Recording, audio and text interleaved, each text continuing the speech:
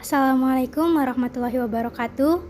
Nama saya Nur Anissa Putri Rani dari kelas 12C SMAN Banua Kalsel Bilingual Boarding School. Video ini didedikasikan untuk mata pelajaran Sejarah Indonesia di sekolah saya tercinta. Selamat menyaksikan. Negara Federal dan BFO. Bagaimana sih sebenarnya persoalan negara federal dan BFO, serta apa saja potensi-potensi dari persoalan tersebut yang ditimbulkan pada masa kini?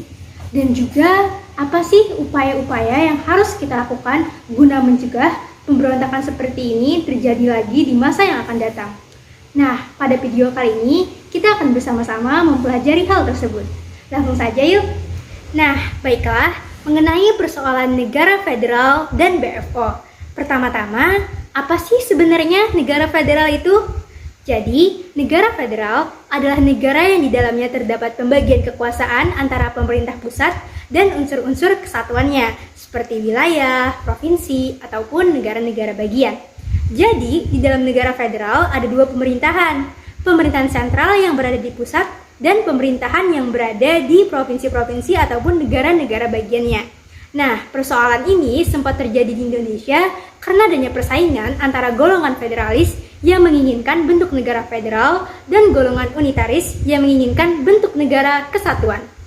Sehingga pada tanggal 7 Juli 1948 dibentuklah Binnenkomst voor Federale Overleg atau yang dikenal dengan BFO pada Konferensi Satuan-Satuan Kenegaraan di Bandung.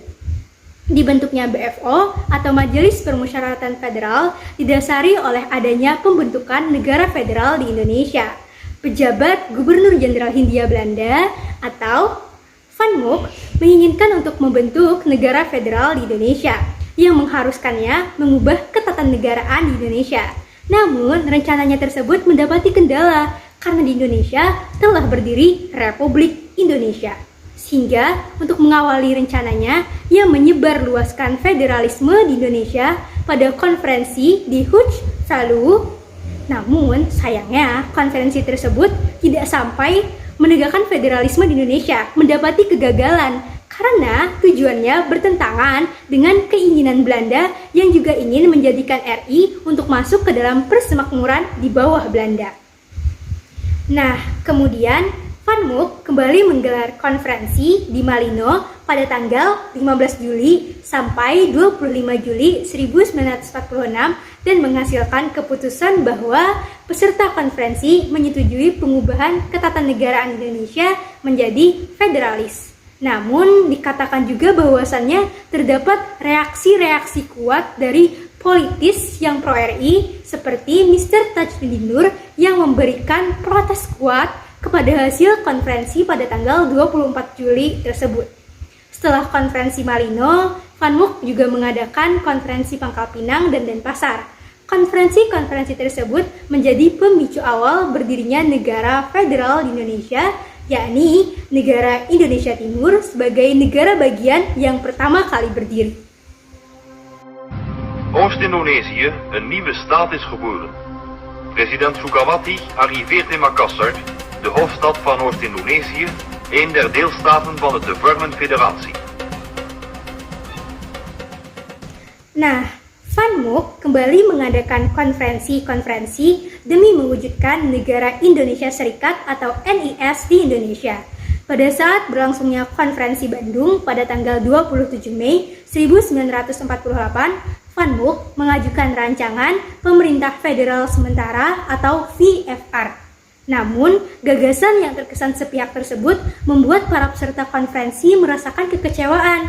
Kekecewaan tersebut membuat Ida Anak Agung Gede Agung dan RT Adil Pura Direja sepakat melaksanakan konferensi serupa untuk membahas rancangan negara federal di Indonesia, yakni Konferensi Bandung pada tanggal 7 Juli 1948 yang merupakan hari kelahiran dari Majelis Permusyawaratan Federal atau BFO.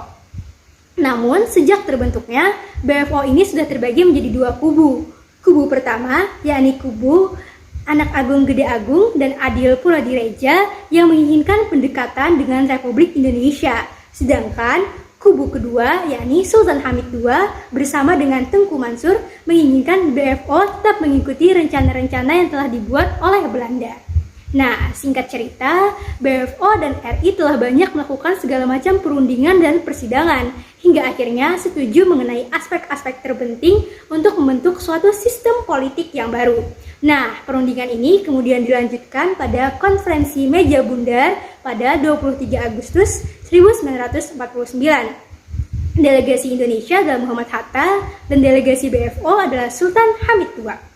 Federasi Republik Indonesia Serikat merupakan hasil dari konferensi meja bundar yang disepakati oleh 3 pihak, yakni BFO, Republik Indonesia, dan Belanda. Nah, jadi di Indonesia itu pernah berlaku federalisme. Nah, dalam bentuk Republik Indonesia Serikat yang mulai pada tanggal 27 Desember 1949.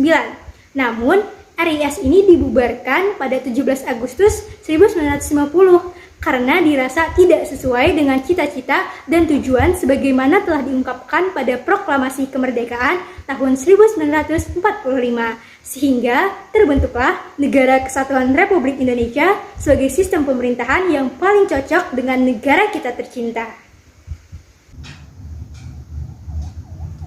Sebenarnya, pemberontakan terhadap negara mungkin saja terjadi pada masa apapun.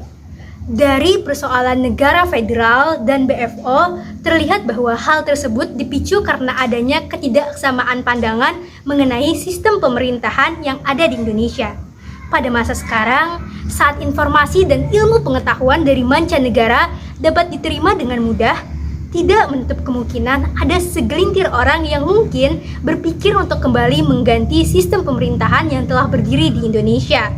Nah, hal tersebut mungkin saja didasari karena adanya rasa ketidakpuasan terhadap kinerja pemerintahan, rasa muak akan segala permasalahan dan konflik negara yang belum juga terselesaikan, dan juga karena rasa kesenjangan antara pusat dan daerah. Sudah bukan rahasia lagi, kita tahu bahwa ada beberapa daerah di Indonesia yang lebih tertinggal daripada daerah-daerah lainnya. Padahal kita adalah negara yang satu. Kita adalah negara yang merdeka. Hal seperti inilah yang akan menjadi potensi-potensi negara federal pada masa sekarang. Hal ini dipicu karena rasa kesenjangan yang telah dirasakan daerah mereka sudah tidak tertampung lagi dan mereka menilai bahwa pemerintah pusat sangat lambat dalam merespon konflik-konflik maupun permasalahan-permasalahan yang terjadi di wilayah mereka. Sehingga mereka berpikir sistem federal dengan pemerintahan negara bagian akan menjadi lebih responsif dalam menangani kebutuhan warganya dan juga akan menjadi lebih efisien dalam menangani permasalahan-permasalahan dan konflik yang terjadi di daerah mereka. Namun, pemikiran seperti ini hanya akan muncul jika kita tidak memiliki rasa nasionalisme yang kuat. Perlu diingat bahwa negara kita, Negara Kesatuan Republik Indonesia, dapat berdiri di titik seperti sekarang tidaklah melalui perjalanan yang mudah. Banyak pergolakan dan pemberontakan yang telah kita lalui. Seperti yang sudah dibahas sebelumnya, sistem federal tidaklah cocok dengan kepribadian bangsa Indonesia karena sistem ini berjalan dengan sangat tidak menguntungkan. Bahkan bisa dibilang sistem ini hanya diterapkan Belanda di Indonesia guna membelah kesatuan dari negara kita.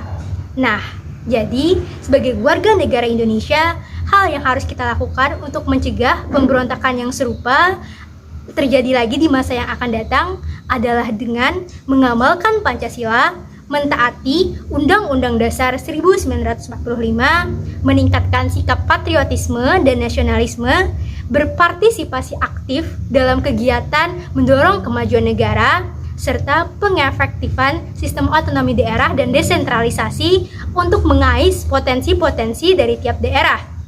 Nah, jangan lupa juga kita harus pintar dalam berteknologi. Kita harus mampu memilah informasi-informasi maupun paham-paham yang masuk ke Indonesia. Dari segi pemerintah harus dapat berlaku dengan adil. Pemerintah harus mampu melihat permasalahan-permasalahan dari wilayah-wilayahnya. Pemerintah sangat harus menjauhi tindakan korupsi serta harus berperilaku dengan berpedoman kepada dasar negara. Nah, untuk kita sebagai pemuda-pemudi generasi emas bangsa Indonesia, kita harus belajar dengan giat dan semakin memperluas wawasan kebangsaan yang kita miliki. Karena kita adalah senjata sekaligus tameng bagi Negara Kesatuan Republik Indonesia. Alhamdulillahirrahmanirrahim, pembahasan kita sudah selesai. Terima kasih banyak karena sudah mendengarkan sampai akhir video. Saya meminta maaf apabila terdapat kesalahan baik yang disengaja maupun yang tidak disengaja. Semoga video ini bermanfaat bagi diri saya sendiri dan bagi kalian semua. Terima kasih yang sebesar-besarnya juga saya ucapkan kepada Pak Bekti atas bimbingan yang telah diberikan. Akhir kata, wabillahi taufiq wal hidayah. Wassalamualaikum warahmatullahi wabarakatuh. Jangan lupa selalu jaga kesehatan.